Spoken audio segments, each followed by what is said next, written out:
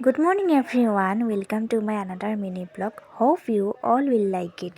বাৰু প্ৰিয় ৰাইজ, সকলোকে স্বাগতম জনাইছোঁ মোৰ অসমীয়া ভাষাৰে। আজিৰ দিনটো অলপ বিশেষ। সাজযোৰ অলপ বগাকৈ পিন্ধি লৈছোঁ। নামঘৰ বা মন্দিৰলৈ গ'লে মই আচলতে ৰঙীন সাজ পিন্ধি বেয়া পাওঁ। বহুদিনৰ পৰাই আহিম ভাবি থাকোঁতেই অহা হোৱা নাছিল। আজি অলপ সুযোগ পালোঁ। আহোঁতে অৱশ্যে মা দেউতাক দুয়োজনকে সেৱা কৰি আহিছোঁ আৰু ইয়াতে চাকি এগছ দিম বুলি আহিছোঁ দুয়োজন। মোৰ জীৱনৰ বিশেষ মানুহজনৰ আজি উপজা দিন, গতিকে ইয়াতে এগছ চাকি দিম বুলি আহিছোঁ। মন্দিৰ ভাগৰ আচলতে কোনো স্থায়ী পূজাৰী নাই, সেয়েহে অকণমান লেতেৰা হৈ আছিলে আৰু মানুহজনে তাৰ পৰাই পানী লৈ অকণমান চাফা কৰি দিছে। মই অৱশ্যে আঁতৰৰ পৰাই আছোঁ দেই, বুজি নিশ্চয় পাইছেই। মানুহজনৰ এই বিশেষ দিনটোত ভগৱানৰ ওচৰত এটাই প্ৰাৰ্থনা কৰিছোঁ, তেওঁ যাতে সদায় ভালে থাকে, সুস্থ হৈ থাকে। সুস্থ হৈ থাকিলেই প্ৰত্যেকটো কাম আমি হাতে হাত ধৰি কৰিব পাৰিম। লগতে আপোনালোকেও আশীৰ্বাদ কৰিব তেওঁক। মোৰ নতুন গাঁওখনৰ পৰিৱেশটো সঁচাই ধুনীয়া।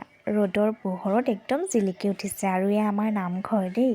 লাহে লাহে সকলোবোৰ চিনাকি হৈছোঁহে, এটা সময়ত একেবাৰে আপোন হৈ যাব। ঘৰলৈ আহিলোঁ, মানুহজন লৰালৰিকৈ এফালে বেলেগ এটা কামত যাবলৈ ওলাইছে আৰু ময়ো চাহকাপ নোখোৱাকৈয়ে গৈছিলোঁ। দেউতা আৰু মই দোকানতে বহি চাহ খাম বুলি। আৰু এয়া দাদা এজনে দি থৈ গৈছে মৰিচা শাক। আৰু এয়া দেখিছেনে, গোটেই গাখীৰখিনি মেকুৰীয়ে পেলাই দিলে। সিহঁতক যিমানে মৰম কৰোঁ সিমানে অনিষ্টও কৰে জানেনে। চল পালে গললৈ জঁপিয়াই। দুপৰীয়া কাম বনকেইটা কৰি লৈছোঁ। যোৱাৰ সময়ত ৰাতিপুৱা কাম কৰিবলৈ নহ'লে আজি। আৰু ইয়াত দুপৰীয়া সাজত আজি কচু শাক আছিলে। কচু শাক খাই মই খুব ভাল পাওঁ। লগত আকৌ কণবিলাহী এতিয়া ছিজন নহয় জানো। আৰু সন্ধিয়া সময়ত এয়া গা পা ধুই লৈছোঁ। মানুহজনৰ যিহেতু আজি উপজা দিন, গতিকে অকণমান ক্ষীৰ বনাইছোঁ। বৰ বিশেষ আয়োজন নাই, এনেই নামমাত্ৰ অকণমান কিবা এটা আৰু। তেওঁক লগ পোৱাৰ পৰা এইটো মই প্ৰথমটো জন্মদিন পাইছোঁ।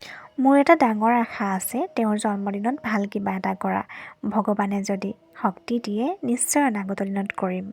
আৰু এয়া মই হনুমান চালিচাখন পঢ়ি লৈছোঁ। আজিলৈ বাই বাই।